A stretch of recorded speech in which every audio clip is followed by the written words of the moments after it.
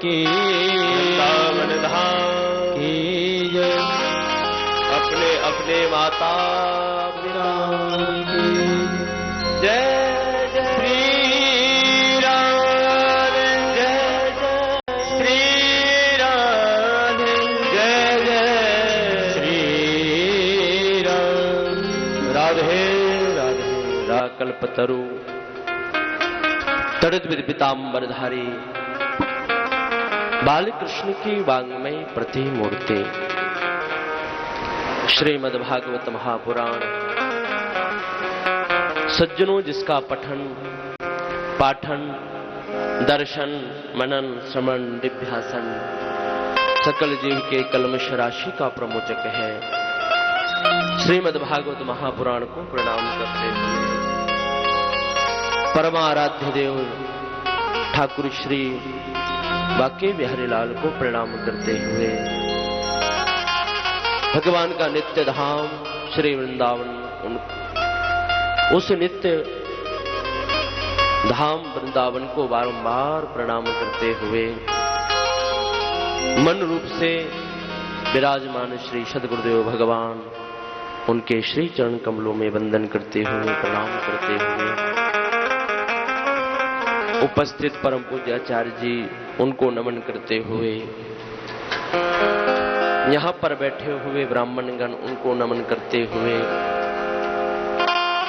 यहां बैठे समस्त श्रोतागण, उनके हृदय में हृदयस्थ गोविंद को प्रणाम करते हुए और सबके लिए प्रेम भरा भाव भरा श्रद्धा भरा आज भागवत के द्वितीय दिवस का दूसरे दिन का सज्जनों जय श्री कृष्ण बोलो राधे राधे। जैसे सबको विदित परमात्मा की अद्भुत कृपा, ईश्वर की उस परम कृपा का अनुभव करते हुए आज भागवत की हम द्वितीय दिवसीय कथा में गोता लगाने के लिए जा रहे हैं। कल बताया परमात्मा की अति कृपा हुई और उस अति कृपा के कारण ही हमको गोविंद की सुमधुर कथा सुनने को प्राप्त हो गई। बिना ठाकुर के अति कृपा के ये कथा सुलभ नहीं हो सकती, सहज नहीं हो सकती। जिस पर मेरे बाके बिहारी का परम लाड़ परम दुलार दौड़ता, उसको ही मेरा गोविंद अपनी कथा प्रदान करता। देखो, अर्जुन को जब भगवान ने गीता का ज्ञान दिया तो बाद में भगवान ने यह भी कह दिया, बोले अर्जुन तू मेरा अपना है इसलिए तुझे दे रहा हूं, तू मेरा सखा है, तू मेरा शिष्य है। अर्जुन के और कृष्ण के अनेक संबंध हैं। जीजा साले का भी संबंध है, भाई भाई का भी संबंध है, मित्र का भी संबंध है और गुरु शिष्य का भी संबंध है। अर्जुन ने गोविंद को कहा शिष्यस्ते हम शादी माम त्वाम प्रपन्नम, गोविंद मैं आपका शिष्य बन गया। अनेक अनेक संबंध हैं, लेकिन ठाकुर ने यह भी कहा, बोले ये उसको देना जो तेरा अपना हो, जो इसका इच्छुक हो, जो इसको सुनने की इच्छा रखता हो। जो सुनने का इच्छुक नहीं है, जो श्रद्धावान नहीं है, उसको देने से भी कोई लाभ नहीं है, कोई फल नहीं है। आप तो सब महाराज मेरे गोविंद के परम प्रिय हैं, परम लाडले हैं।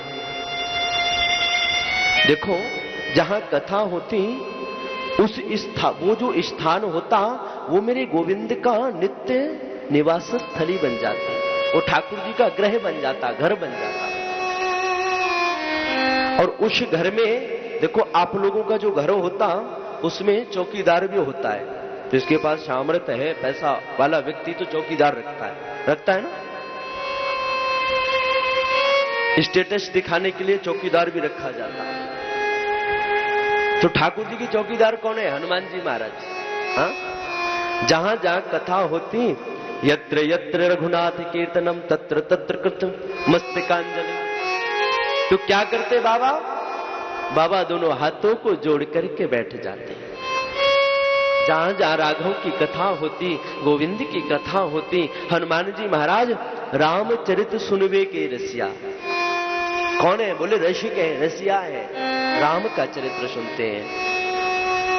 और गदा लेकर के बैठते, किस लिए बैठते? किसी ने कहा अंदर नहीं बैठ सकते।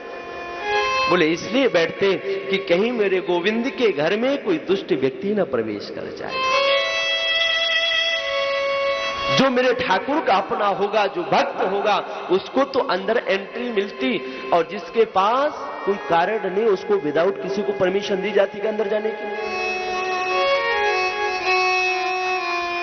जिसके पास प्रवेश पत्र नहीं उसको प्रवेश नहीं मिल सकता है। और घर में किसको आप एंट्री किसको घर में देते हो?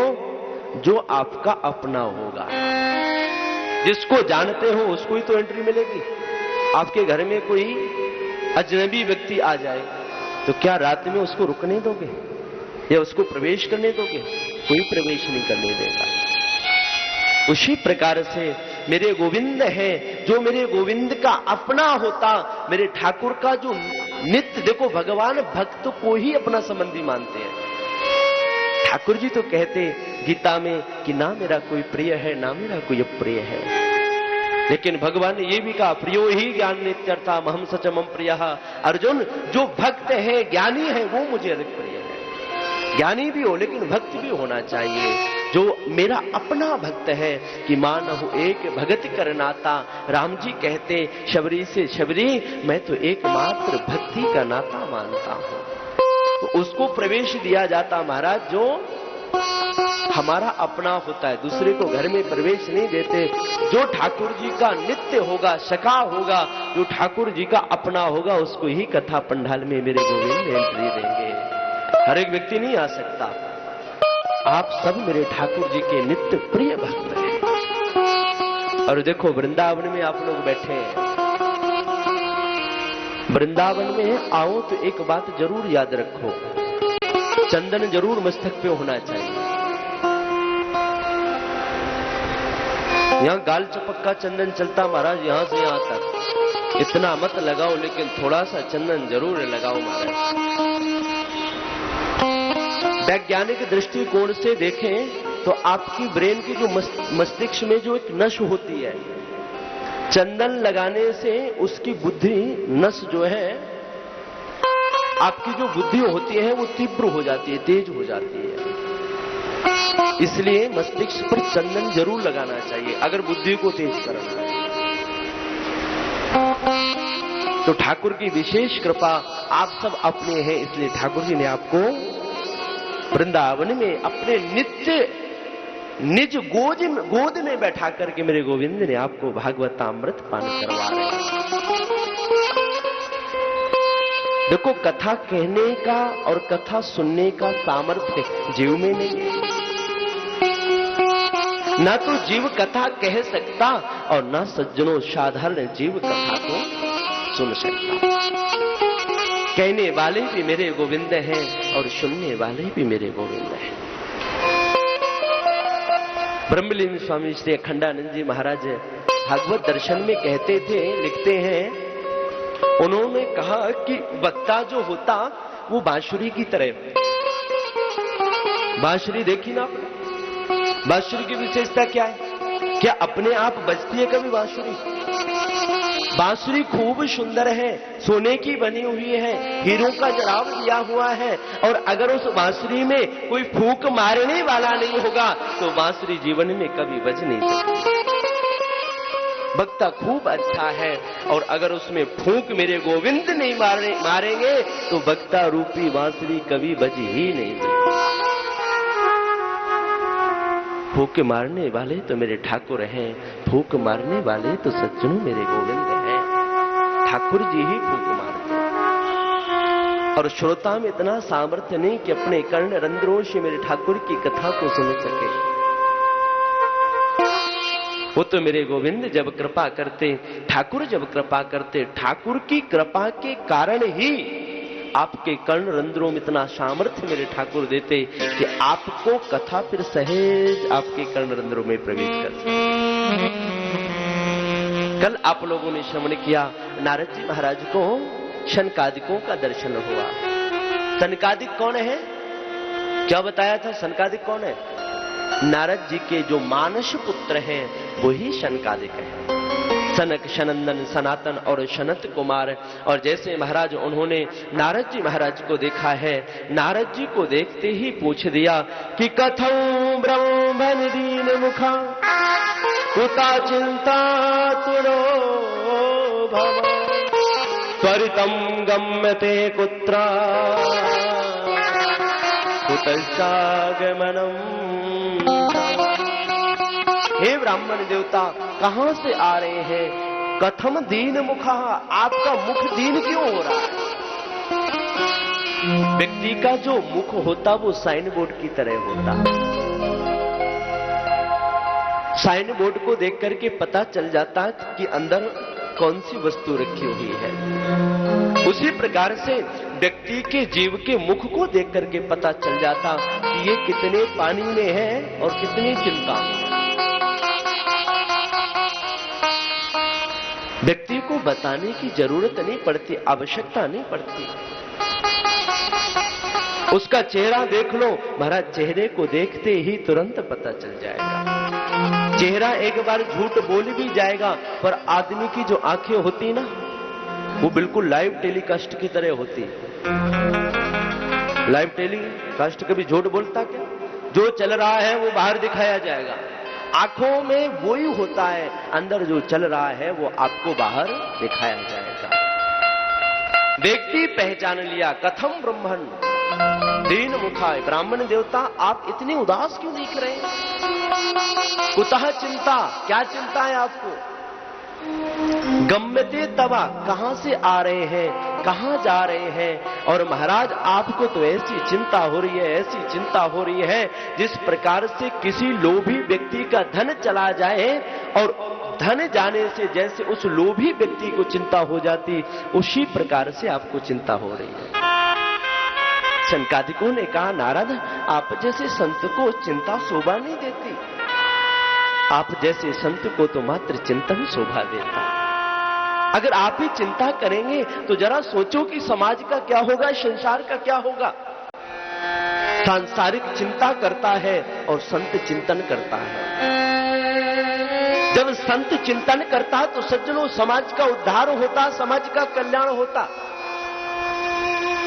और जब संत ही महाराज चिंता करने लगे तो समझ लेना कि समाज की अब अधोगति सुनिश्चित है। जब संत को ये चिंता हो जाए कि ये आश्रम कैसे बनेगा, एसी कैसे लगेगी, ये कैसे होगा, वो कैसे होगा, तो फिर समझ लो कि संसार का विनाश सुनिश्चित है। फिर धर्म की रक्षा कोई कर नहीं सकता है। संत को तो महाराज बस चिंतन करना चाहिए, हरि का चिंतन करना चाहिए। भक्त को तो चिंतन शोभा देता, ठाकुर का चिंतन शोभा देता, चिंता शोभा नहीं देता। चिंता किसे करनी चाहिए? वो स्वामी तुलसीदास जी कहते हैं कि सोचिए विप्र जो वेद विहीना, सोचिए विप्र जो वेद विहीना, तजि निज धर्म विषय लयलीना, तजु निज धर्म विषय लयलीना। सोचिए नृपति जो नीति न जाना, सोचिए नृपति जो नीति न जाना, जय न प्रजा प्रिय प्राण समान, ये न प्रजा प्रिय प्राण समान। सोचिए पुनि पंचवंचक नारी, सोचिए पुनि पुनिवंचक नारी, कलह प्रिय स्वेच्छाचारी, कलह प्रिय स्वेच्छाचारी, कलह प्रिय स्वेच्छाचारी।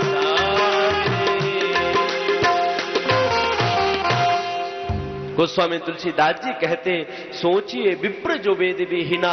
अरे वो ब्राह्मण चिंता करे जो वेद नहीं जानता, शास्त्र नहीं जानता, तजी निज धर्म, अपने धर्म को छोड़ करके जिसने दूसरे के धर्म का शरण ले रखी है, दूसरे के धर्म का जो आचरण कर रहा है वो ब्राह्मण सोचनीय है, वो ब्राह्मण महाराज चिंतनीय है।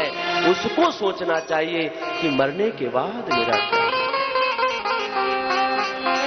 और सोचिए नृपति जो नीति न जाना।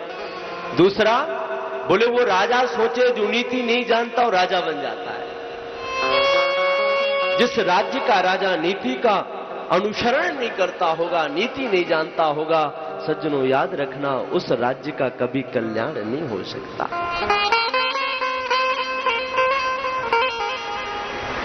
राजा तो वो है जो नीति जानता है, वो राजा ही श्रेष्ठ राजा है। तो ऐसे राजा को सोचना चाहिए और उस स्त्री को सोचना चाहिए जो अपने पति को छोड़ करके पर पुरुष की शरण लेती है, पर पुरुष को जो देखती है, वो स्त्री सोचनीय है। आप जैसे संत को और आप जैसे साधक व्यक्ति को चिंता शोभा नहीं देती महाराज, सोच शोभा नहीं देता। और भैया जब जीवन गोविंद के श्री चरणों में समर्पित कर दिया तो फिर चिंता किस बात की करें कि हमें चिंता नहीं उनकी, उन्हें चिंता हमारी। और मेरी नाम का रक्षक सुदर्शन चक्रधारी, हमारे साथ है रघुनाथ, तो फिर किस बात की चिंता। और शरण में रख दिया